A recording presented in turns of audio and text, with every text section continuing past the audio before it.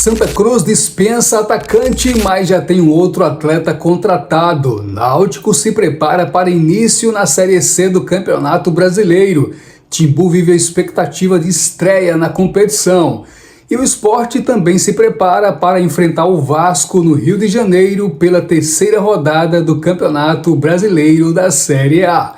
Vamos também falar sobre o CRB, que contratou atacante ex-Sport. É isso aí, gente. Seja muito bem-vindo ao canal Lúcio Neto Futebol Clube. Aqui sempre teremos um espaço muito importante para conversarmos sobre o nosso futebol. E já quero começar o vídeo pedindo para você se inscrever no canal se ainda não for inscrito. Clica no sininho para receber as notificações, deixa o seu like e o seu comentário, isso sempre será muito importante para a gente. E agora vamos falar de futebol, começando pelo Santa Cruz, que dispensou o atacante Jonathan Ribeiro. Chegou, na verdade, a um acordo com o atacante, que teve poucas oportunidades no tricolor do Arruda, fez apenas um jogo como titular, foi logo no início da temporada. Nas demais partidas entrou nos minutos finais e desejava mais minutagem, mais tempo com a bola, mais tempo de jogo, e essas oportunidades certamente não seriam alcançadas no Santa Cruz. Então chegaram a um acordo e o Jonathan Ribeiro não faz mais parte do Santa Cruz. Mas o tricolor do Arruda já tem novo atacante contratado, o Giovani, inclusive já foi anunciado. Ele chega do Marcílio Dias e, segundo o GE, o Santa Cruz pagou 250 mil pelo empréstimo do atacante e com a multa fixada ali em 2 milhões, caso o Santa Cruz queira o atacante de 24 anos em definitivo. E os dirigentes do Santa Cruz e o Marcelo Cabo, técnico do Santa Cruz atualmente, gostaram do adiamento do início da Série D do Campeonato Brasileiro, né, que estava prevista para este final de semana, dias 12 e 13, e foi postergado, só deve acontecer nos dias 19 e 20 de abril, quando o Santa Cruz enfrenta o 13, fora de casa. Então, os dirigentes e o atual técnico do Santa Cruz gostaram desse adiamento, porque o Marcelo Cabo tem mais tempo para preparar o time. E agora vamos falar do Timbu, do Náutico, que celebrou no último dia 7 124 anos de glórias. Parabéns a todo o torcedor do Náutico, para o Clube Náutico Capibaribe, que se prepara para a Série C do Campeonato Brasileiro. E o Náutico tem uma missão dura nesse início de Série C. É a sexta vez que o Náutico joga essa competição e só venceu na estreia apenas uma vez. Foi em 1999, quando o Náutico jogou pela primeira vez a competição e venceu o Instinto Unibol, outro time pernambucano, né?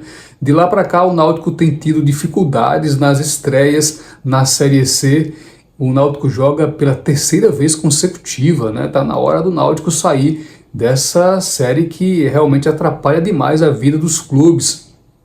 Quando a gente fala em investimentos, em reestruturação das equipes, jogar uma Série C realmente atrapalha. Não à toa o Náutico tem tido dificuldades para chegar a um acordo junto às ligas, né, que administram o futebol brasileiro atualmente.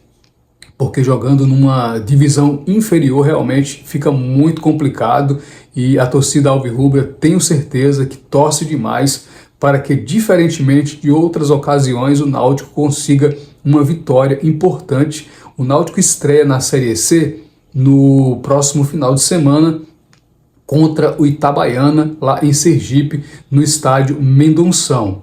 O primeiro jogo do Timbu em casa é contra o Botafogo da Paraíba. E a expectativa é de um bom início de temporada. O Marquinhos Gomes está tendo tempo para preparar o time e o Náutico certamente fará um início de temporada muito mais interessante do que nas competições que disputou, nas séries C que disputou anteriormente. Desejamos muita sorte ao Timbu e mais uma vez ressaltamos aqui os parabéns para toda a torcida alvirrubra e para o Clube Náutico Capibaribe, que completou 24 anos no último dia 7. E agora vamos falar do Sport Clube do Recife, que após todo o imbróglio aí envolvendo a arbitragem, com árbitros sendo punidos, sendo afastados, não punidos, sendo afastados em decorrência de ações inadequadas nos jogos do Sport, né? Principalmente no último jogo envolvendo Sport e Palmeiras na Ilha do Retiro. Toda a equipe de arbitragem foi afastada, vai passar por cursos de requalificação, por simpósios, e isso é muito importante, porque a arbitragem brasileira vem assim em decadência, falta de investimento, falta de estrutura, os árbitros não são profissionais e os clubes é que são penalizados, né? Porque o ponto, no mínimo um ponto que o Sport poderia ter contra o Palmeiras é um prejuízo que pode lá na frente causar um dano muito grande para o Sport. O clube pernambucano busca nessa Série A de brasileiro, inicialmente ele busca os 45 pontos, que são os pontos mágicos para conseguir ali a permanência na Série A do Campeonato Brasileiro. E numa competição tão decisiva, quando um ponto faz muita diferença, às vezes o cartão amarelo que o time levou no critério faz diferença, o número de vitórias faz diferença, você perder um ponto logo de cara realmente é muito complicado. A arbitragem desse jogo, o Bruno Arleu, ele foi afastado. Todos os assistentes, o VAR também foi afastado, mas o prejuízo para o Sport não pode ser recuperado, né? O Sport vai ficar com esse prejuízo e tomara que o clube não precise desse ponto no final da competição, que é muito difícil. O Pepa parece que chegou a um time ali titular, está jogando com 3 volantes, o time está rendendo bem nesse início de Campeonato Brasileiro, jogou bem contra o São Paulo lá no Morumbi na estreia e jogou bem contra o Palmeiras na Ilha do Retiro na estreia do Sport em casa. Apesar de ter sido prejudicado, claramente prejudicado pela arbitragem, o time tem se encontrado. O Pepa começou o Campeonato Brasileiro com muitas críticas devido ao início de temporada muito inconstante do time, né? Mas parece que agora o time compreendeu como que joga o Brasileirão e a gente torce para que o time consiga se encaixar ainda mais. O Sport vive a expectativa de ter de volta o centroavante Gonçalo Paciência, que estava contundido, o Rodrigo Atencio, que a torcida espera com muita ansiedade por esse meia atacante argentino, um dos destaques da Argentina na última temporada, chegou junto ao Independiente da Argentina, o Sport comprou esse jogador e jogou bem no início da temporada, se machucou no Pernambucano ainda e vive a expectativa de retorno. Já tem também o retorno do Titi Ortiz e o Dalbert também já deve voltar contra o Vasco da Gama, jogo que acontece no próximo sábado lá no Rio de Janeiro. E a gente acredita que o Sport está começando a se encaixar e deve viver novos rumos, pelo menos para o técnico Pepa daqui para frente.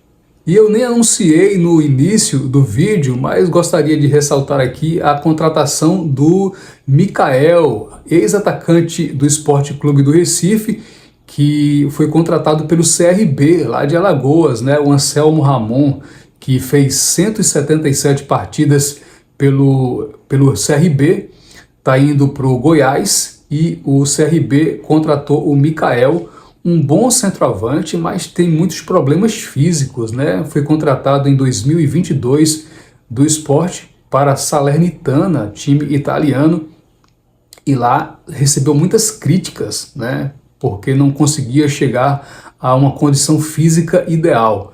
É um excelente centroavante. Na entrevista coletiva ele disse que que até 2024 o Sport, que era um clube que ele tinha uma admiração e um respeito muito grande, era obcecado pelo seu retorno, uma coisa que não acredito muito, né? Porque se o Sport realmente tivesse um interesse tão grande assim pelo retorno do atacante, teria feito um investimento para que ele voltasse para o clube. Mas eu acho que o Mikael é um bom atacante. Se ele tiver uma condição física ideal, ele vai fazer muito bem na Série B, a Série B pelo CRB.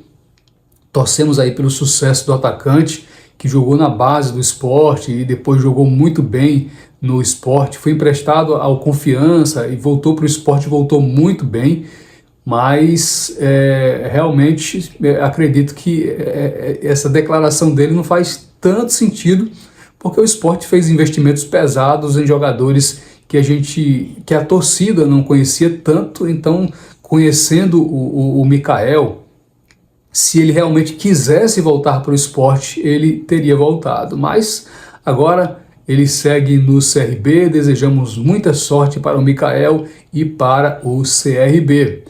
É isso aí, gente. Muito obrigado por acompanhar o nosso canal. Não posso esquecer, gente. O futebol brasileiro perdeu o Manga, né? Um grande goleiro que fez história no futebol brasileiro.